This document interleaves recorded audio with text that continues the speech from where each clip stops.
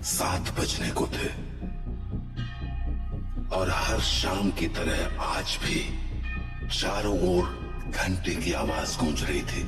7 बजने वाले हैं, अपने अपने घरों की तरफ बढ़ते रहें। 7 बजने वाले हैं, अपने अपने घरों की तरफ बढ़ते रहें। हेलो जी राणा साहब। बोला 7 बजने वाले हैं, सब लोग घर गए या नहीं? जी जी राणा साहब, लगभग सब चले ही गए। लगभग? तू जानता है ना 7 बजे के बाद क्या होता है? फौरन घर भेज सबको। जी जी आप चिंता मत कीजिए, 7 बजने से पहले मैं सभी को घर भेज दूंगा। ठीक है, तू भी जल्द घर चले जा। जी राणा साहब, कल मिलते हैं। देव। हाँ हाँ पापा। 7 बजने वाले हैं, जाओ जाके सारे खिड़की दरवाजे बंद कर दो। हाँ पापा। 7 बजने वाला है, अपने अपने घरों की तरफ बढ़ते रहो। ये चढ़ोले सब, दुकान बंद हो गई अब। अरे काकी चाय तो पिला दे। अरे बावड़े, घंटी की आवाज ना सुनी के तेने? 7 बजने को है, जल्दी से घर निकल वरना। अरे बुढ़िया तो बहुत सोचती है, ये सब बस फालतू की बातें हैं, इतना दिमाग मत लगाया कर। बप्पन बेटे, थारे से बहस करने का समय ना है हमारे पास। बेहतर होगा कि 7 बजने से पहले तू अपने घर पहुंच जा, क्योंकि अगर रास्ते में वो मिल गए ना तो दोबारा यहाँ मत आइयो, क्योंकि मैं दरवाजा ना खोलूंगी, समझ गया? जा यहाँ से अब। हाँ जाता हूँ जाता हूँ। हाँ बोलो राणा साहब। काकी, सब लोग घर चले गए ना? हाँ सब चले गए। ठीक है, आप भी याद से खिड़की दरवाजे बंद कर लेना। रोज फोन करके यही बोले है तुम। अरे 7 महीनों से गांव में कुछ ना हुआ तो अब क्यों जाएगा? 7 महीने पहले जो हुआ था वो दोबारा भी हो सकता है, इसलिए सावधानी जरूरी है। पापा, हाँ? सारे खिड़की दरवाजे लगा दिए। और पर्दे? पर्दे लगाए? पर्दे क्यों? खिड़कियाँ लगा तो दी हैं, और वैसे भी वो लोग तो तभी अंदर आ सकते हैं ना जब उन्हें अंदर बुलाया जाए, तो फिर। देव, होश में हो? ये क्या बोल रहे हो? अरे हम पर्दे उनसे छिपने के लिए थोड़ी लगाते हैं, बल्कि इसलिए लगाते हैं ताकि हम उन्हें ना देख सके, उनसे बात ना कर सके और उनके बहकावे में ना आ सके। ऐसी गलती बहुत से लोगों ने की थी, उनके साथ क्या हुआ ये पूरा गांव जानता है, इसीलिए अच्छा होगा कि हम वो गलतियां ना दोहराएं। पापा, क्या मम्मी के साथ भी ऐसा ही कुछ हुआ था? क्या वो भी? 7 बज गए, जाओ जल्दी से जाके पर्दे लगा दो, वो लोग अब आते ही होंगे। हाँ। तो राणा साह की बात मानकर देव खिड़कियों पर पर्दे लगाने के लिए चला गया, पर अभी वो पर्दे लगा ही रहा था कि उसने ऐसा कुछ देखा जिससे उसके होश उड़ गए। देव बेटा। मम्मी, आप? हाँ बेटा, मैं ही हूँ। पर आप यहाँ कैसे? तुमसे मिलने आई हूँ बेटा। हाँ, पर आप तो मर गए थे ना? नहीं तो, देखो मुझे, मैं तो जिंदा हूँ। लेकिन पापा ने तो बोला आप मर चुके हो, फिर? तुम्हारे पापा झूठ बोल रहे हैं बेटा। मतलब आप मरे नहीं हो? नहीं, मैं तो बस रास्ता भटक गई थी, आज बहुत मुश्किल से तुम्हारे पास आ पाई हूँ, बस तुमसे मिलने। हाँ? सच्ची? हाँ बेटा, हाँ। अब चलो मुझे अंदर आने दो, 7 बज गए हैं, वो लोग आते ही होंगे। हाँ, मैं पापा को बोलता हूँ। नहीं नहीं, पापा को क्यों बुला रहे हो? वो मुझे देख तो पाएंगे नहीं, और जब तक मैं उन्हें समझाऊंगी तब तक तो बहुत देर हो जाएगी, इसलिए तुम ही जल्दी से दरवाजा खोल दो, जाओ। पर पापा ने 7 बजे के बाद दरवाजा खोलने से मना किया है। बेटा, मेरे पास ज्यादा वक्त नहीं है, मैं ज्यादा देर तक बाहर नहीं रह सकती। तुमने दरवाजा नहीं खोला तो? नहीं, मैं खोलता हूँ। थैंक यू बेटा। तो देव अपने घर के दरवाजे पर पहुंचा और दरवाजा खोल दिया। पर जब सामने कोई नहीं देखा तो उसने अपनी मम्मी को आवाजें लगानी शुरू की। मम्मी, मम्मी, अरे मम्मी कहाँ गई? मम्मी कहाँ हो? जल्दी आओ ना। देव, पापा, तुमने दरवाजा क्यों खोला है? देव बेटा, मम्मी, देव मम्मी को अपनी ओर आते देख ही रहा था कि तभी राणा सा ने एकदम से लाइट्स बंद कर दी और लाइट के अचानक बंद होते ही देव पीछे पलटा तो उसके सामने अंधेरे में राणा सा खड़े थे जो देव को चुप रहने का इशारा कर रहे थे। देव बेटा, अरे कहाँ चले गए तुम? देखो मैं आ गई। मम्मी से नहीं मिलोगे? देव, देव। नंदिनी देव को आवाज लगा रही थी पर वो वहां था ही नहीं क्योंकि राणा सा ने उसे बगल वाले कमरे में छिपाकर दरवाजा बंद कर दिया था। पापा बाहर मम्मी थी और देव, शांत हो जाओ। मैंने कहा था ना तुम्हारी मम्मी मर चुकी है। पर पापा उन्होंने बोला वो जिंदा है और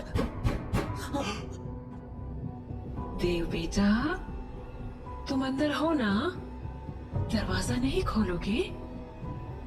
तुम्हारी मम्मी आ गई। दरवाजा खोलो बेटा। पापा, श्श, कोई आवाज मत करो। लेकिन पापा मुझे मम्मी से मिलना है। श्श, तुम्हें अगर सच में लगता है कि वो तुम्हारी मम्मी है तो उनसे कल सुबह मिल लेना, ठीक है? पर अभी के लिए शांत हो जाओ। राणा सा, ओ राणा सा, अरे मिलने दो ना मुझे देव से। कब तक झूठ बोलोगे उससे कि मैं मर चुकी हूँ? राणा सा, आप सुन रहे हो ना? पापा, बेटा बिल्कुल भी ध्यान मत दो और आंख बंद करके सो जाओ। पर पापा, मम्मी ये क्या बोल रही है? शांत रहो देव, कल सुबह मैं तुम्हें सब समझा दूंगा। पर अभी के लिए चुपचाप आंखें बंद करो और सो जाओ। तो देव अपने पापा के कंधे पर सर रखकर सो गया और जब सुबह हुई तो राणा सा देव को आवाज लगाते हुए बोले, देव उठ जाओ, सुबह हो गई है। हाँ, सुबह हो गई तो मम्मी से मिल सकते हैं ना आप? आओ मेरे साथ, तुम्हें तुम्हारी मम्मी से मिलाता हूँ। लेकिन जैसे ही दोनों कमरे के बाहर आए वहां कोई नहीं था। हाँ, मम्मी कहाँ गई? मैंने कहा था ना कि वो तुम्हारी मम्मी नहीं थी। पापा वो मम्मी जैसे ही बात कर रही थी। बेटा मैंने समझाया था ना तुम्हें, पर्दे लगाने के पीछे की सबसे बड़ी वजह यही है कि हम उन्हें देख ना पाए, उनकी बातों में ना आ पाए। जैसे कल तुम आ गए और वो बोल रही थी कि वो मरी नहीं है, जिंदा है। अगर वो मर गई है तो यहाँ कैसे आ गई? एक काम करो, मेरे साथ आओ। हाँ, कहाँ पापा? बस चलो मेरे साथ, तुम्हें कुछ दिखाना है। तो उसके बाद वो दोनों गांव के लगभग बाहर चले आए और वहां पहुंचते ही देव बोला, पापा हम लोग यहाँ क्यों चले आए? बताता हूँ, पर पहले आस पास देखकर ये बताओ कि यहाँ क्या दिख रहा है तुम्हें? यहाँ तो कुछ भी नहीं है। आसपास बहुत सारे पेड़ हैं। सामने गांव से बाहर जाने का रास्ता है और पास में बब्बन भैया का घर है। तुम्हें कहीं पर कोई बस दिख रही है क्या? हाँ, वो उस तरफ एक पुरानी सी बस है। क्यों? बेटा ये वही जगह है जहाँ तुम्हारी मम्मी की मौत हुई थी। हाँ, उस दिन हमें शहर से लौटने में देरी हो गई थी और गांव पहुंचते पहुंचते सुबह के 4 बज गए। सूरज निकलने में थोड़ा वक्त था तो गांव के सभी घरों की खिड़की दरवाजे बंद ही थे। इसीलिए सुबह होने तक हमारे पास झाड़ियों में छिपे रहने के अलावा कोई चारा नहीं था। हम लोग एक झाड़ के पीछे छिपे ही थे कि मैंने तुम्हारी मम्मी की एक आवाज सुनी। नंदिनी, क्या हुआ? राणा सा, उन्होंने हमें देख लिया है। हमें कहीं और जाना पड़ेगा। हाँ, पर कहाँ? आसपास कोई घर है? घर तो है, पर मुझे नहीं लगता कि अभी कोई दरवाजा खोलेगा। तो अब क्या करें? वहाँ एक पुरानी सी बस है, हम उसमें जाकर छिप सकते हैं। हाँ ठीक है, चलो तो हम दोनों फटाफट उस बस के पास पहुंच गए, पर फिर क्या हुआ? मैं तो बस के अंदर चला गया, पर तुम्हारी मम्मी मेरे पीछे नहीं आ पाई, क्योंकि वो बाहर खड़े होकर किसी से बात करने लगी। क्या हुआ बेटा, क्यों रो रही हो? आंटी, मुझे बहुत डर लग रहा है। मैं बाहर छूट गई हूँ। मेरा घर बहुत दूर है। अरे बेटा रो मत, एक काम करो, मेरे पास आओ, हम लोग इस बस में छिप जाएंगे, फिर वो लोग हमें नहीं ढूंढ पाएंगे। सच में आंटी, कोई नहीं ढूंढ पाएगा? हाँ हाँ पक्का, कोई नहीं ढूंढ पाएगा, आ जाओ। थैंक यू आंटी, पर मैंने तो आपको ढूंढ लिया।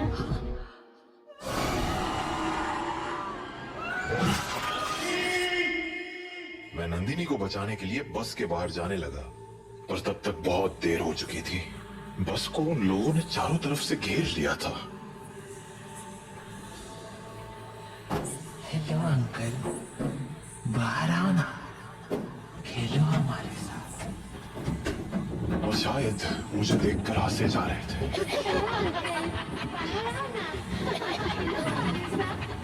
उन आवाजों को सुन मैं इतना घबरा गया कि अपनी जगह से हिल भी ना पाया। पर थोड़ी ही देर बाद वो आवाजें आनी बंद हो गई और गांव के लोगों की आवाज सुनाई देने लगी। मैं समझ गया था कि सुबह हो चुकी थी, तो मैं बस के बाहर निकलकर तुम्हारी मम्मी को आवाज लगाने लगा।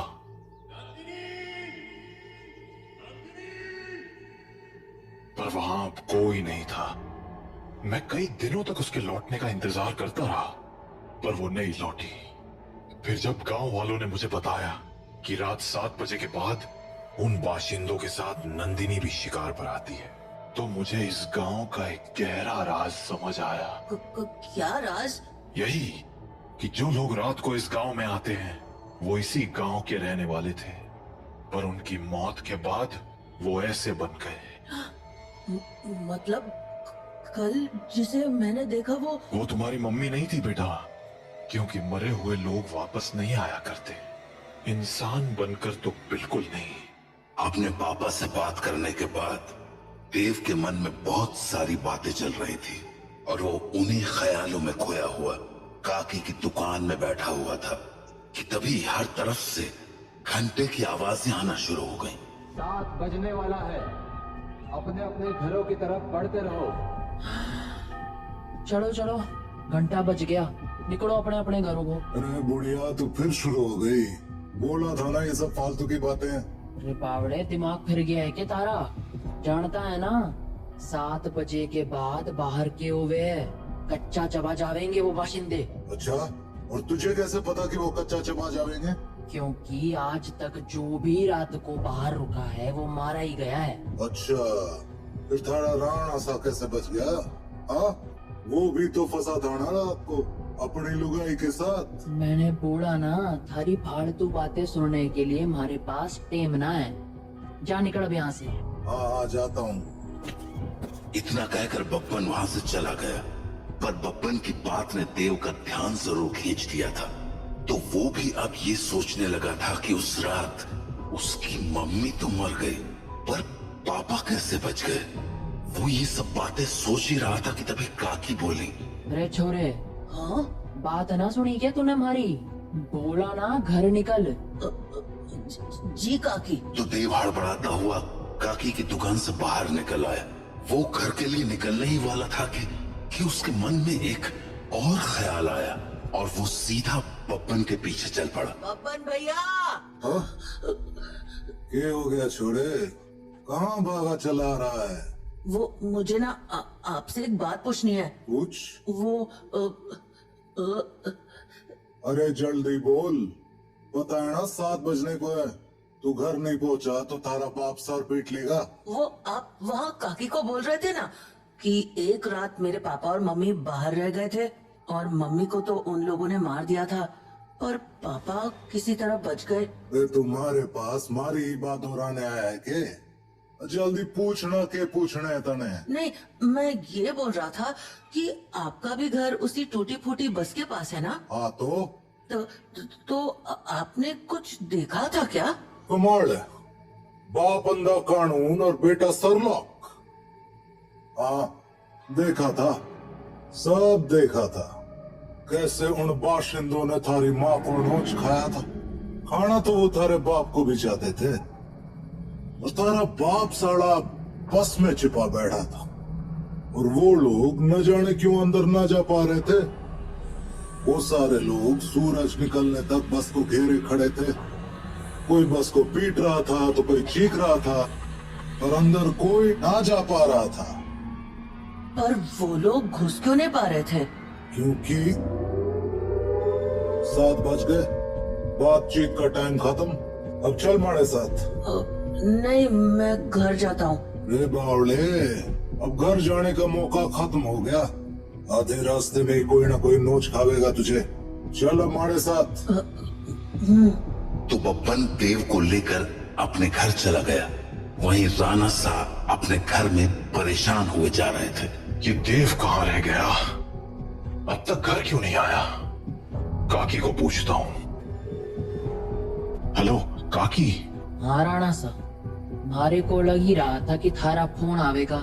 सब लोग जा चुके हैं और दरवाजे खिड़कियां भी लगा ली है मैंने, इसलिए चिंता मत। काकी, देव है क्या वहाँ? हाँ देव, वो तो कब का निकल गया यहाँ से। देव घर नहीं लौटा है क्या? तुम एक काम करो सा, बाकी लोगों को फोन करके पूछ ले, क्या पता देव किसी के यहाँ रुक गया हो। ठीक है। जहाँ राणा साहब देव को हर जगह ढूंढे जा रहे थे, वहीं देव बब्बन के साथ उसके घर चला आया था। तो अभी वो दोनों साथ में बैठे ही थे कि देव को बाहर से एक जानी पहचानी आवाज सुनाई पड़ी। बब्बन, ओ बब्बन, देख मैं आ गई। ये तो मेरी मम्मी की आवाज है। सही पहचाना छोड़े, तारी मम्मी ही है बाहर। अब एक काम कर, यहीं रुक और यहाँ से तमाशा देख। तो बब्बन खिड़की के पास गया और पर्दे हटा दिए। हाँ छोरी, बुला रही थी ना मने? ले देख, मैं आ गया। कितना इंतजार कराता है तू। इंतजार? अरे अभी तो आई तू। मैं तो रोज ही आती हूँ, तू मुझसे कभी मिलता ही नहीं। अरे थारे से तो रोज बात करूँ हूँ मैं। हाँ, पर मिलने का मतलब बस बात करना थोड़ी होता है, करीब भी तो आना होता है ना। अच्छा, मारे करीब आना साता ने। और नहीं तो क्या, खोल ना दरवाजा। कमाल है छोरी, तू भी अपने राणा सा को इतनी जल्दी भूल गई। जो राणा साहब देखेंगे नहीं, वो उन्हें पता कैसे चलेगा। कमाल है तू भी। वैसे थारे बेटे का क्या, वो तो देख सके है ना। ओफो बब्बन, तू भी ये क्या बातें करने लगा। हम दोनों के बीच में किसी दूसरे का क्या काम। जाना, दरवाजा खोल देना, मुझे तेरे से अच्छे से मिलना है। अच्छा चल ठीक है, खोल ही देता हूँ दरवाजा। अब तो बब्बन दरवाजा खोलने जा ही रहा था कि देव बोला, बब्बन भैया, दरवाजा मत खोलना, वो मेरी मम्मी नहीं है। अरे यो बात तो मने भी पता है, यो थारी माँ तो अब बिल्कुल ना रही। अरे बब्बन भैया, मैं सच कह रहा हूँ, वो इंसान नहीं है। वो इंसान है या नहीं, ये तुझे अभी पता चल जाएगा। तू बस देखता जा। तो इतना कहकर बब्बन ने दरवाजा खोल दिया और सामने खड़ी नंदिनी से बोला, हाँ छोरी, मिलना था ना तने मारे से। आजा, अंदर आजा। बब्बन की बात सुनकर देव के तो होश ही उड़ गए, पर तभी कुछ अजीब हुआ। उसने देखा कि उसकी मम्मी दरवाजे पर तो खड़ी थी, पर दरवाजे से अंदर नहीं आ रही थी। क्या हो गया, रुक क्यों गई? आजा अंदर। नंदिनी कुछ देर तो वैसे ही खड़ी रही, पर फिर बोली, तू बाहर क्यों नहीं आ जाता बब्बन, मैं तुमसे यहीं मिल लूंगी। अरे अभी तो अंदर बुलाने को कह रही थी, अब बाहर बुला रही। देख छोरी, आना तो तुझे ही पड़ेगा, अब सोच ले। तू भी ना बब्बन, कितना इंतजार कराएगा, आ जाना बाहर। नंदिनी के जवाबों को सुनकर देव के मन में बहुत सारे सवाल उठने लगे थे, जैसे कि उसकी मम्मी घर के अंदर क्यों नहीं आ रही थी, और वो बार बार बब्बन को बाहर आने को क्यों कह रही थी। देव धीरे धीरे बब्बन के पास पहुंच गया, पर इससे पहले कि वो बब्बन से कुछ पूछता, उसे नंदिनी ने देख लिया और वो बोली, अरे बेटा देव, तुम भी यहाँ हो? आओ ना, मम्मी से नहीं मिलोगे? कल हम मिल नहीं पाए थे ना? आ जाओ, आज मिलते हैं। देखो, बाहर तुम्हारे साथ खेलने के लिए इतने सारे बच्चे भी हैं। हम खूब मजे करेंगे। आ जाओ बेटा। नंदिनी और उसके साथ उन बच्चों की टोली को देखकर देव को डर तो बहुत लगा, पर उसने नंदिनी की बातों पर ध्यान न देते हुए बब्बन से पूछा, बब्बन भैया, दरवाजा तो खुला है और आपने मम्मी को अंदर आने को भी बोल दिया है, फिर वो अंदर क्यों नहीं आ रही है? और ये बच्चे भी बाहर ही खड़े हैं, क्यों? समझदार लगे तू, सही सवाल पूछना जाने। हाँ, मतलब यो कि जिस रात मैंने थारी माँ को मरते हुए देखा, उस रात मैं भी यही सोच रहा था कि आखिर इन बाशिंदों ने थारे बाप को क्यों नहीं मारा, वो बस के अंदर क्यों ना गए। तो अगली सुबह मैं बस के अंदर गया, ये देखने कि आखिर वहां ऐसा था क्या जिसने उन बाशिंदों को रोक दिया था। पहले तो मुझे कुछ समझ नहीं आया, पर फिर मुझे जवाब मिल गया। क्या जवाब? वो देख। हाँ? यो है रुद्राक्ष की माला, यही वो चीज थी जिसने थारे बाप की जान बचाई थी। बस के अंदर यही लटकी हुई थी। मुझे इसके पीछे की वजह तो ना मालूम है, पर इतना जरूर पता है कि इस रुद्राक्ष की माला को दरवाजे पे टांग दो तो ये साले चाकर भी घर के अंदर नहीं घुस पाएंगे। सच में? और नहीं तो क्या? तो आपको पक्का पता है कि ये इसी रुद्राक्ष के कारण अंदर नहीं आते हैं? रुद्राक्ष उतार के दिखाऊं? देखेगा क्या होता है? हाँ? नहीं नहीं नहीं। छोरे, ये कोई पहली बार नहीं करा है मैंने। सारी जांच करने के बाद ही अपने दरवाजे पे टांगा है इस रुद्राक्ष को, समझ गया? ये ले, तारे बाप ने फोन मिला दिया। हेलो, हाँ राणा सा, हाँ हाँ, चिंता ना करो, थारा छोरा हमारे पास ही है और पूरी तरह सुरक्षित है। चलो, शुभ रात्रि।